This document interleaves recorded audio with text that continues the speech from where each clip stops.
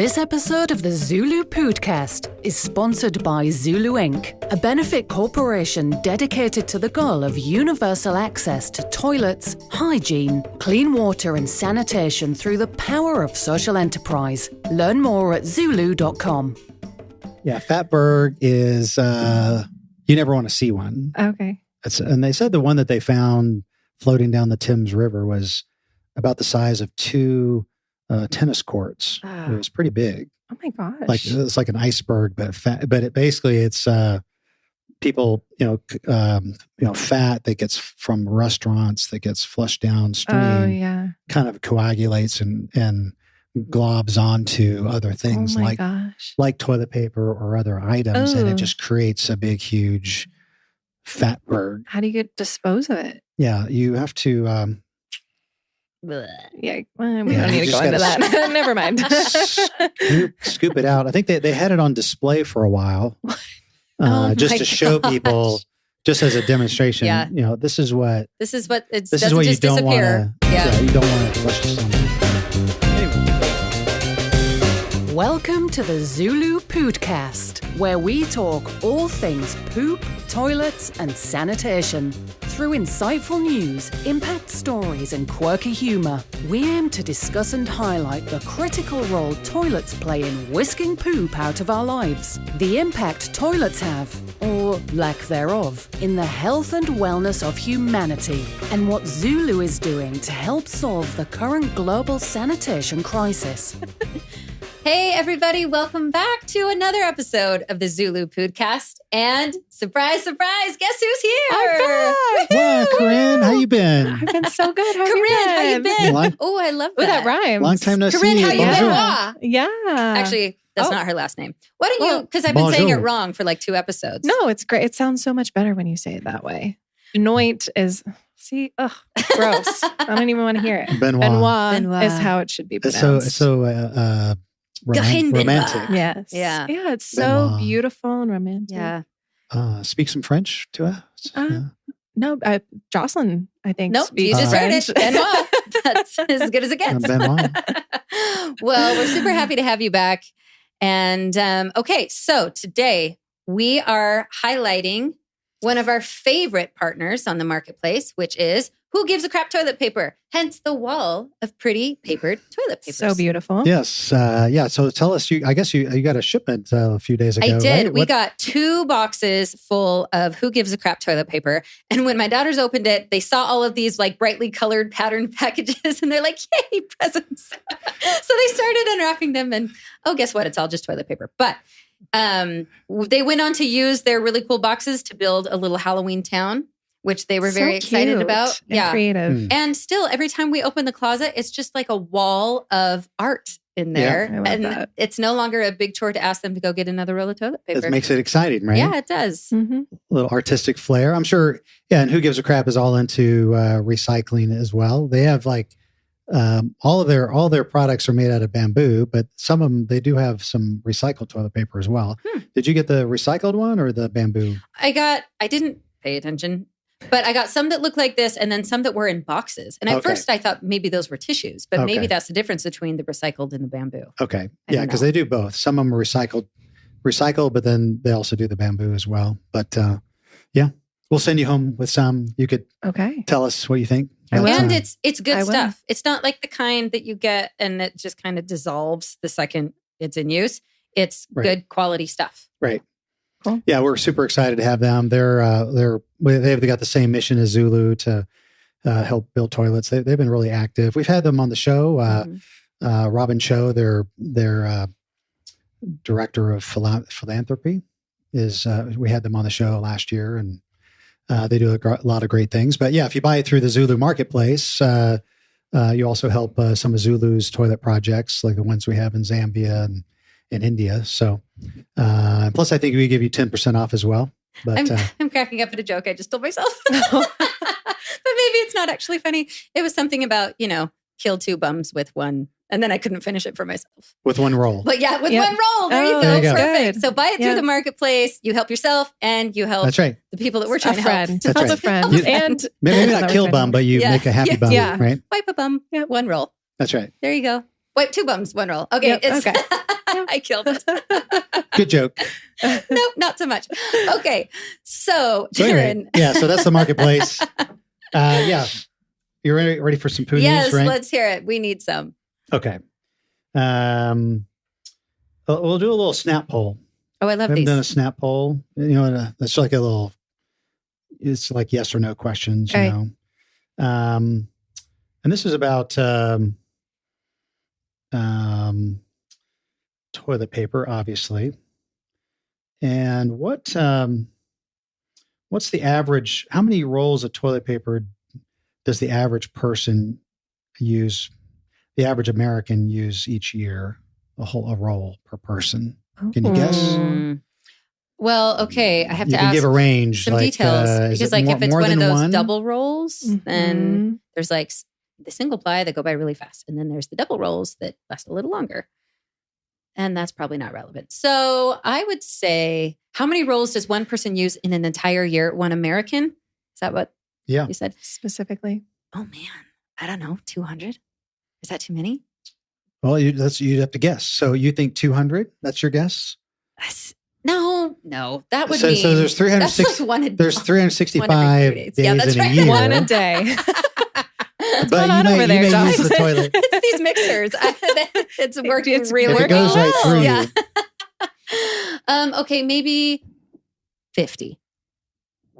50? Okay. What do you guess? Okay, so I'm trying to do some like quick math, which I'm not good at. I stocked up during COVID on toilet paper. I had huge boxes and there was 96 rolls in a box. Okay. And I just finished. Oh, wow. And I got them in 2020 and now it's 2023. So wow. Okay. what's 96 plus 96? I don't know. I don't have my calculator out. But I'm going to maybe 40? 70? 70? I don't know. And you guess I what? don't know. I don't remember. 50? 50. 50. Okay. 127 rolls. Okay. You were closer. You won the prices right. Okay. So 127. There's a lot of factors you here. win. There you go. There's your prize. I use it a day. And are we talking men? There's your surprise. Yes, There you go. exactly. Yes, Thank you. Wow. That's right. So,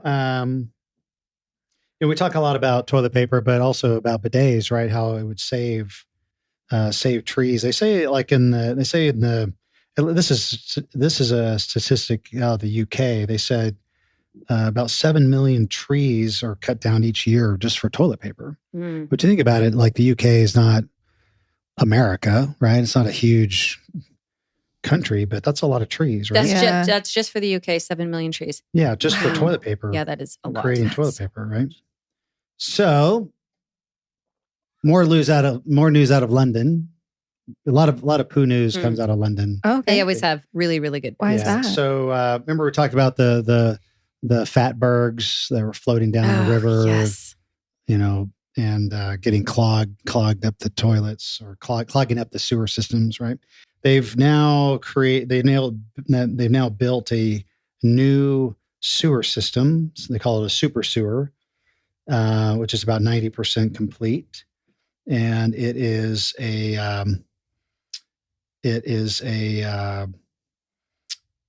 40 meters below the surface, and it now can handle just about anything that you put down it. It's replacing London's 150-year-old existing system. So they built a brand new sewer beneath the streets across London. Right. That seems insanely expensive and time-consuming. Yeah. And wow. Yeah. So the project, the issue with London is it has a combined sewer. It doesn't like separate. It has rainwater and black water. All kinds of water goes in the same system, right? And which is normally okay, but when you have a lot of rainfall, they say about 40 million tons of untreated raw sewage gets dumped into the river every year because of the excessive rain. Oh my gosh. There's not enough capacity to handle it, so it just overflows and goes right into the river, right? Which has been a problem for years, right? Oh man! And so the new system is is supposed to be able to handle all of that. So, how long did it take them to build that? They've been working on it about 8 years now. Jeez. And it can handle fatbergs? Fatbergs. Do you want to define a fatberg for people who might not know what that is? What is that? Yeah, fatberg is, you never want to see one. Okay. And they said the one that they found floating down the Thames River was about the size of 2 tennis courts. It was pretty big. Oh my gosh! It's like an iceberg, but it's people, fat that gets from restaurants that gets flushed downstream. Oh yeah, kind of coagulates and globs onto other things like toilet paper or other items, and it just creates a big, huge fatberg. How do you dispose of it? Yeah, you have to. Yeah, we don't need to go into that. Never mind. Scoop it out. I think they had it on display for a while, just to show people, just as a demonstration. Yeah. This is what you don't want to. Yeah, you don't want to flush this down the river. But anyway, so it's all good news in London. So. Well, that's amazing. I'm surprised we hadn't heard of that before. I had no idea that they were creating an entirely new, updated sewer system. I'd love to hear more about that. Yeah. Because it just seems like an insurmountable task. How did they do that? Yeah, it seems like it's been an ongoing project for a long time. But yeah, they're about 90% done and should be online hopefully early next year. So. And does it mention, does that solve the problem of the 40 million pounds of raw sewage going into the river? It's supposed to. That's the whole objective. It's supposed to get it all taken care of. So, nicely done, London. Yeah, good job, London. Good job. Yes. Cheers. Cheers. Brilliant. Those are all my London words. London terms. Okay, well, let's go ahead and get into our interview with Edrulfo Rodriguez, who is in Nicaragua with Engineers Without Borders. Great interview. Really, really fun talking to him. So let's dive in. All right, everyone. Thank you so much for joining us for another fantastic episode of the ZuLoo Poodcast. We are delighted to be sitting down with Edrulfo Rodriguez, who works with Engineers Without Borders. So, Edrulfo, I'm just going to hand it over to you. We would love to hear a little bit more about you, your background, and how you ended up involved with Engineers Without Borders, and what you guys are all about. Thank you for having me today. I'm in Nicaragua right now, so I was born and raised in this country, but I've been working in the development sector for the past 12 years. I have a master's degree in development practice that I did online during COVID through Regis University program. And with Engineers Without Borders, I've been working with them for the past 8 years. We do a lot of infrastructure projects in Nicaragua, actually around the world, but Nicaragua is one of the places where we have an office, like a based office. And in Nicaragua, we have around 42 projects. Most of them are around water and sanitation.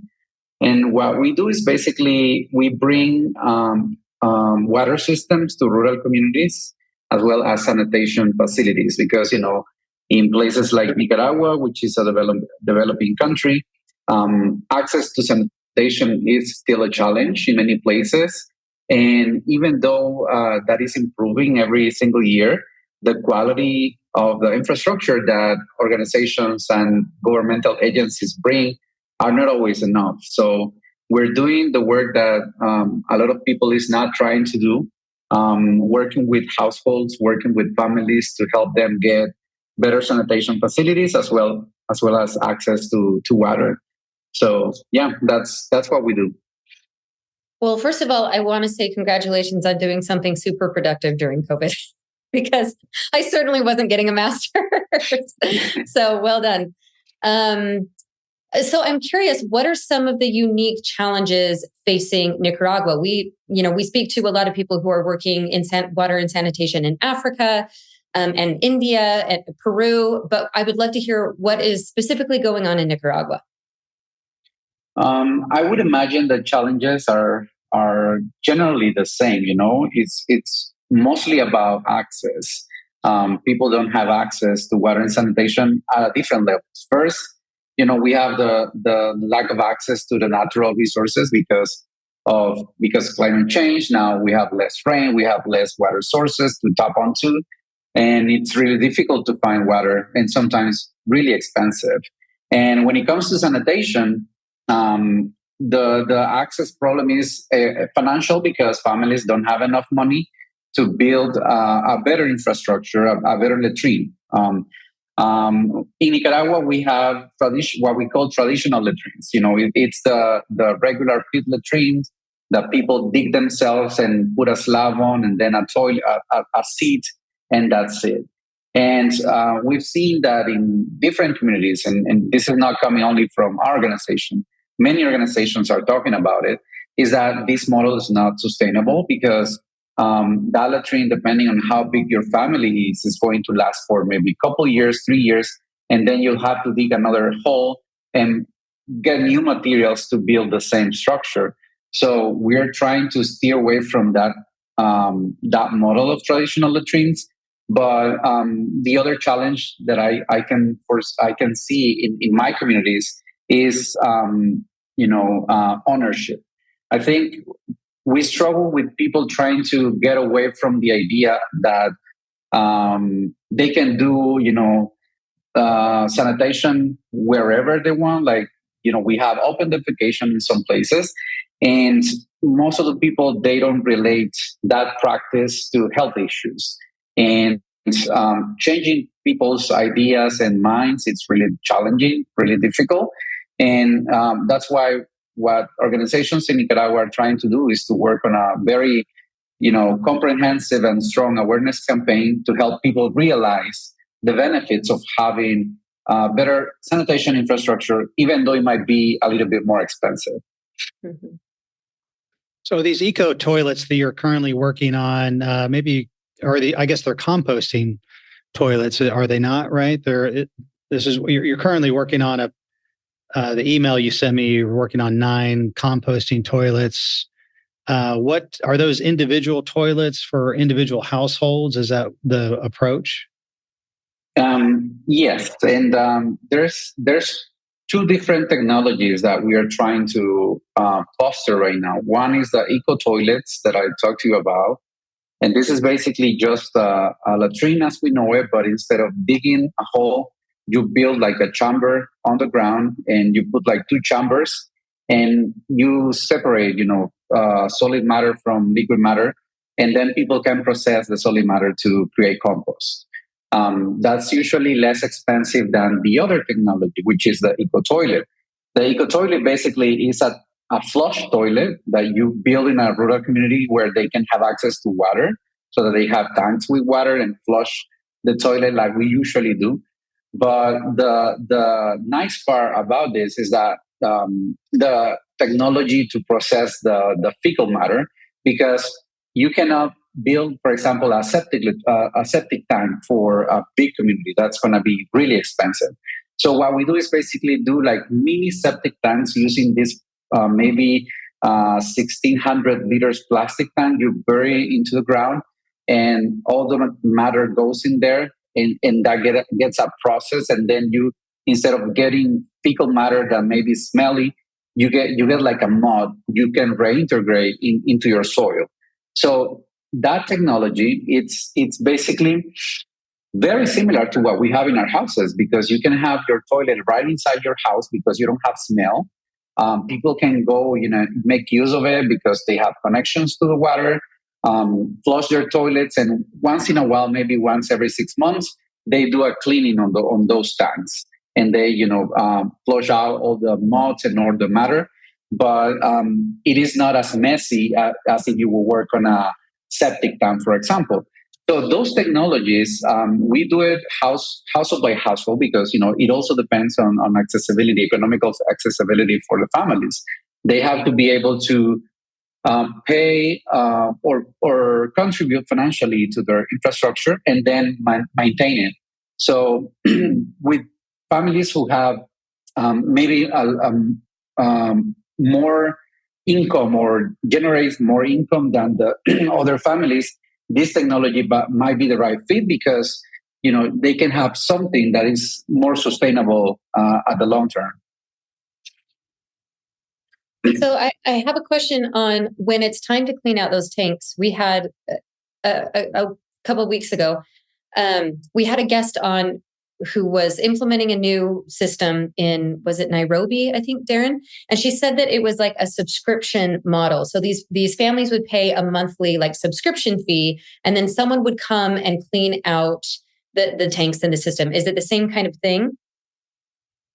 Not in this case. In this case, since it's something you install inside the house and it's relatively small, anyone in the family, can do the cleaning. And actually, part of the process of implementing is teaching them how to do the clean out process so that they are trained and they don't have to pay anybody. There are some technicians in the area who give that services. But in our model, we train the people, we train the homeowners so that they can be the one responsible for doing maintenance, at no cost. Mm-hmm. Mm-hmm. Yeah. Speaking of cost, what is the cost roughly?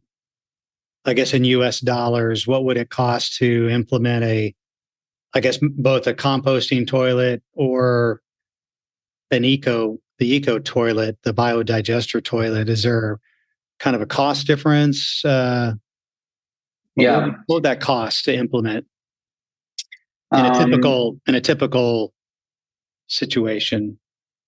Yeah, and it is a fresh figure because I was just talking with my team this Monday. We had a meeting and we're talking about the next round of implementations, and we went through the numbers. So basically, for building a composting latrine with the material pricing in Nicaragua, it's around $900 per unit. $900 roughly, and then for the eco toilets, it's almost double that cost, around $1,500. Depending if we get a discount when buying the biodigesters from the manufacturer, that can go down up to $1,200. But that's like the main price difference. And those are US dollars, roughly, right? You're talking about exactly cost wise. So, So, and when we talk about the toilet, we're not talking about just the unit that people sit on. That's not the only thing we're talking about. You're talking about all the, the tanks, sort of the local infrastructure around the toilet, and also installation, right? You're talking about labor, right? Exactly. Yeah. Because when we're building these toilets, you have what we call in Spanish caseta, which is basically, a little warehouse where you put the toilet in, like right next to your house or a certain distance. It's like an outhouse. A little bit of an outhouse. And depending on the material, if you can do that by, using wood or using metal sheets or using concrete. The cost may vary, but people usually like to have like concrete stuff. So we build those out of concrete, like bricks and stuff. Okay. So you get the caseta and then the tank that goes very into the ground, and you have to build like a protection inside the ground because you don't want to. Can your grandma live in it, or your in-law live in your mother-in-law live in it too, or? I don't think so. Okay, I was just curious because you say a little casita, I think of that's where grandma lives, but caseta. Yes. Okay, that's like casita. A little. Caseta. No. Caseta is a smaller version of a little house. Okay, caseta. Okay, mi español es no perfecto, so yeah. That's a new word for you. So it's a caseta, a little smaller than mother-in-law's mother-in-law apartment, but just basically an outhouse that you would maybe see. And so go ahead. You're explaining how that works. Yeah, and then you have the tank. Yeah. It's a very interesting piece of tank. It's not any plastic tank because it also has like a biofilter in the middle to make a reaction with the bacteria inside of the fecal matter. So it has a filter in the middle, and it has like a cone shape. So you bury that tank inside the ground, and you protect it with bricks and some sort of a fence, and you put a slab on it, and you open it like 6 months after or 8 months, depending on how many family members are using that tank. And then that tank is connected through pipes to a register box, which is basically a box that get the overflow from the main biodigester. So the overflow. I'm sorry, can you repeat that one more time? It's pipes connected to what? A register box. That's how we call it here. And it's just basically a concrete box that receives overflow of any matter.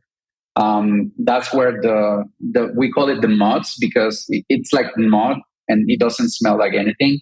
So the mods go in there, and that's what people can collect and use it, to throw it in the backyard or dispose it in any kind of form. And then it also has some infiltration pipelines, because you're going to get liquid. And the infiltration, it's to a certain degree cleaned. Clean enough to not affect, for example, crops or contaminate your soil. So it can be safely infiltrated into your backyard. Mm-hmm. Yeah, that was my next question. What is, how powerful is that filter? If they're using it in their backyard or their garden or whatever, it's safe. Yeah, it is safe. It is safe. The manufacturers tell you that you can even use the mods as a nutrient to certain plants, mostly ornaments like trees or something like that. Something that doesn't produce food, because there are not enough studies yet to make sure that it is safe enough for grow like edible plants. But at least it's safe enough to help you grow, your garden regular plants you have there. Mm-hmm. So I'm asking you to educate me a little bit. I've never traveled to Nicaragua. What is the climate like? Is it kind of lush and jungle? Is it more deserty? Or I'm trying to imagine, if there's a caseta next to someone's house, are they going out and having to combat the rain, or is it the heat, or what is it? You went to Costa Rica, right? So it's got to be, yeah. So it's like maybe next door, right? Same. Next door is about the same climate, probably. It's pretty much the same, but at the same time, it isn't, because the issue with Nicaragua is that we are like in this belt. Central America is like a belt, and we are right in the middle of the belt. So we get, I would say, the best thing and bad things from everywhere. We get the hurricane season in the Caribbean hitting and bringing rain in October, November. We get pretty dry seasons, especially right now. This year, we're being affected by El Niño phenomenon, and we're supposed to be on the rainy season, and it hasn't rained in weeks. So our weather varies, but in these communities, just to maybe to your question, going out to the toilet or your latrine, you have to go. Of course, if it's raining, the rains here are really heavy rains. The soils are really muddy and like clayish. So it's really difficult to go out and come back to your house, bringing all that mud inside the house. Yeah. It's really humid. So also, if you're going out at night and it's really humid, it's not a comfortable place to be in. Like even right now, we've been experiencing in my city where I live. My city is like located at the north side of the country. We're closer to Honduras than Costa Rica. And historically, we've been famous to have the best weather in Nicaragua, like, 21 Celsius degree, like a general, our average temperature. But now we've been experiencing 32, 34 Celsius degree, which is almost 100 Fahrenheit. And for places like here, we're in the middle of the mountains. It is crazy, and this also impacts, all the things you do in a regular day, like going out to the tree. You think about it, but because you're going to be close in this half meter by half meter space, all by yourself, basically in a oven. So it's not a pleasant experience to have. Mm-hmm. And so where you're oh, go ahead. No, you go. So where you're located, Edrulfo, is are the projects that we're working on? Are they mainly? Sounds like they're in more rural areas of the country versus the cities, right? I mean, some of the projects you're working on. Yeah, pretty much every single project we work is in the rural areas. Our cities are, I would say, kind of developed in terms of having access to water and sanitation in a regular fashion, that we have water 24 hours a day. Yeah. We might have a shortage every now and then, but it is not regular. But in these communities, and I'm talking like communities where we have to drive from half an hour from the city to up to eight hours. Mm-hmm. Like right now, my team, I have 4 people assessing communities 4 hours away, going south in very rural communities that we need 4x4 vehicles to get to. They don't have electricity. They don't have water. We're trying to figure out if we can help these people with projects.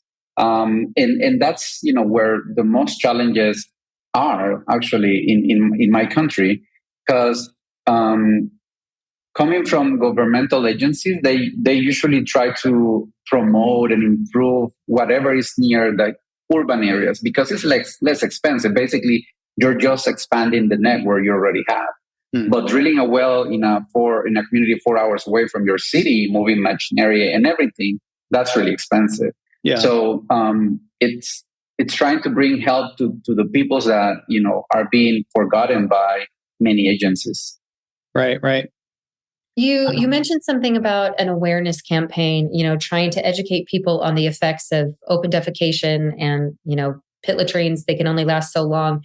How do you reach the people in the rural areas? What's the strategy to kind of disseminate that information and teach these people?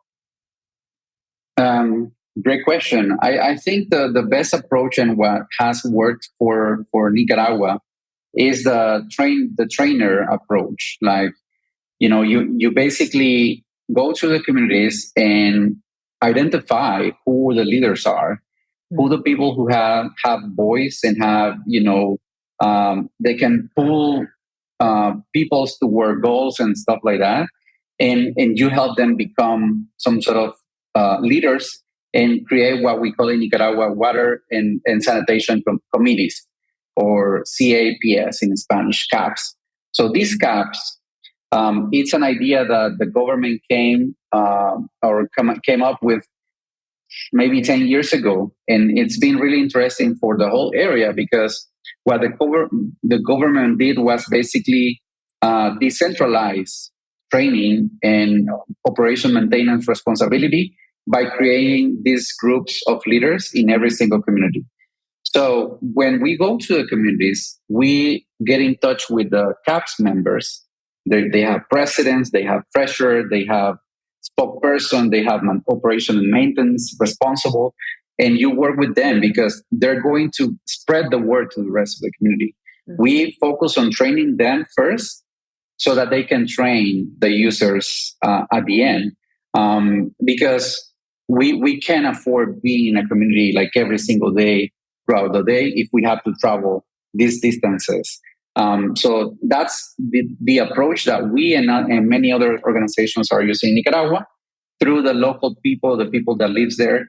And, it's also a matter of culture. We in Nicaragua, we are really skeptic about people. Like we don't trust easily in people, especially if you're not coming from my own community. For me, it's really difficult to go in and, try to change your mind if I'm just showing up there once a week. Whereas if you have someone that live there and grow up with you, you're going to listen to that person, and that person is going to have a better impact in your behavioral change. Mm-hmm. That makes a ton of sense. And it's really cool. I mean, we get to hear from people who are working in all parts of the country, and it's really fascinating to hear how they've customized their approach to what works for that specific community, that specific culture. But we do hear that a lot, that some of these rural communities aren't ready to trust just anyone who comes in. So anyway, it's very encouraging to hear how you guys have found a workaround to try to teach these people. I'm wondering if you could let us know of like either a specific story or some projects that you're really proud of and you feel encouraged by. Oh, that's a tough one because, I really feel proud by every single project we do. Of course, there's always that specific moment that happened maybe in a specific place. And it is not about the infrastructure that we build, like if it's fancy or if it's technologically advanced. I think for me, what is really impressive and makes a memory is when people own what we deliver to them, how they respond to whatever we build, how they maintain it, how they engage the whole community towards, appreciating and taking advantage of the things we do. That's where the magic happens, because if you build something, even if it's the most fancy thing you can build, and you don't get the people's buying, that eventually that structure is going to be forgotten. Nobody's going to be taking care of it, and it's just going to be money wasted. Mm-hmm. So I think this approach of using local people, because one thing that I have to mention is that, as an organization, Engineers Without Borders, basically what we do is that we bring volunteers from the USA, and they are the ones that go to the community, start the implementation, assess for the needs, do the designs of the project. So they're heavily involved. But number one, they don't live here, so they don't know the reality. Number two, they come here for maybe just 10 days, 15 days at maximum, and then they're going to leave. So, and we have this issue of trust and people receiving volunteers that speak a different language. How do we do to bridge that gap, that cultural gap?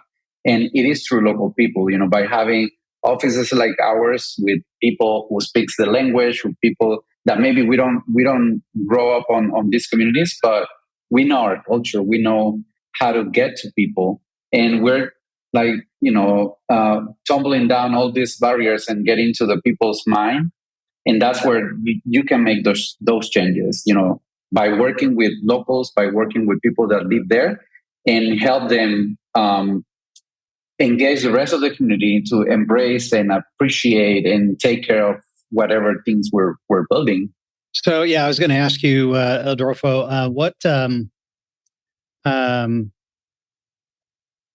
are you mainly dealing with indigenous people in the rural areas, or are these just villages that are just scattered throughout the country? And maybe the second question to that is what percentage of the population of Nicaragua is currently has sanitation issues that you're sort of addressing? Is it a widespread problem, or is it just isolated? What maybe you can address that? Yeah, sure. So in Nicaragua, we have very well-defined indigenous communities, and we're not working in those areas for different reasons. If you see Nicaragua in a map, you're going to see that, as I said, we're in the middle of both oceans, the Atlantic and the Pacific. So in the Atlantic side of the country, that's where the most indigenous regions are located. And by a coincidence, I don't know, that's the part that is also the least developed in our country. So until recently, to get there, you would even need to get a plane in Managua and fly into the Atlantic side of the country. Now we have some roads, but it's in the last 2 years. Mm-hmm. So the people that actually works with indigenous people have to be located in those indigenous regions. And so what we do is that we work with rural communities that, are mestizo people. Mestizo is like our mixture between indigenous people and Spanish when they came to conquer Nicaragua. So we're mestizo. And most of the communities we work with are mestizo people. But even though we are mestizo, they have, different way of life, because they live kind of isolated. They don't have the access to the services as we do in the city.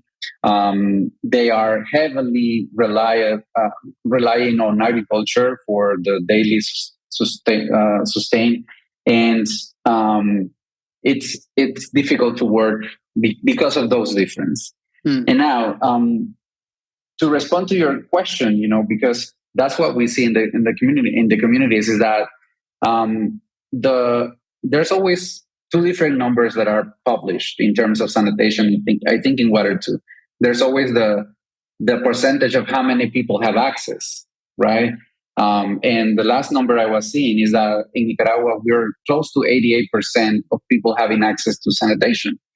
But then there's the caveat, what kind of quality that sanitation has. Yeah, how do they define sanitation? Is it a box? Is it a hole? What is it? Exactly. So as long as you are not defecating in the wild, I think you have sanitation. So you go into the 88%. But when it comes to sustainable sanitation and quality sanitation, that goes down to 33%. Wow. So in Nicaragua, around only 33% in rural communities have access to improved sanitation. And that's a very low number because you're talking about the people that doesn't have something that is also a right. Sanitation is a right. And it's also tied to dignity. It's really interesting, this thing about dignity, because when we go to the communities and we experience this, sometimes when you're asked for a toilet, people is really ashamed to let you use it because they're not proud of the toilet they have. So they feel ashamed, and you can sense that they're not comfortable by you going to their toilet because it is not nice. So whereas if you go to a place where they have a better toilet, you feel that they're empowered. They feel proud of the things they have, and they show you and they offer you the toilet to use at any time. And I think that's really tied to the dignity of people. If you feel proud of of what you have, or you feel diminished and maybe ashamed about what you have. Mm-hmm. Yeah, Jocelyn's always proud of her toilet. She's always showing people. It's the first thing I show them when they come to my house.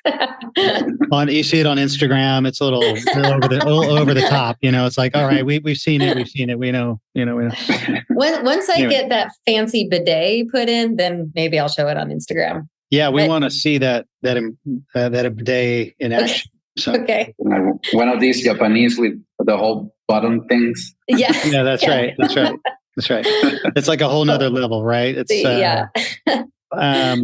So, Edrulfo, what Engineers Without Borders? I mean, we only have a couple minutes left. Obviously, you're not all about toilets like we are. We're kind of fixated on toilets. But what do you want people to know about? How can we help Engineers Without Borders, letting people know what you're up to? What's the best way for them to engage with you?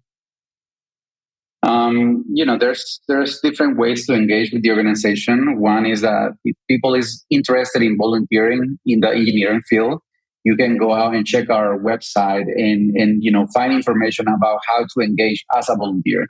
We have a lot of young volunteers that are studying engineering in different disciplines in the U.S.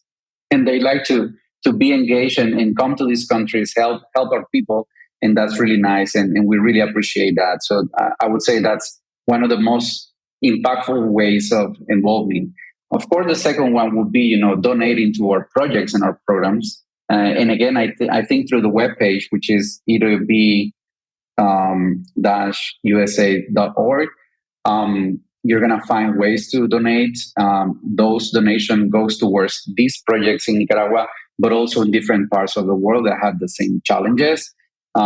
We have offices in Ecuador, Guatemala, Uganda, but then we have presence in more than 40 countries around the world. So, I was going to ask. You are an international organization, and you're obviously in Nicaragua, but you are a global organization.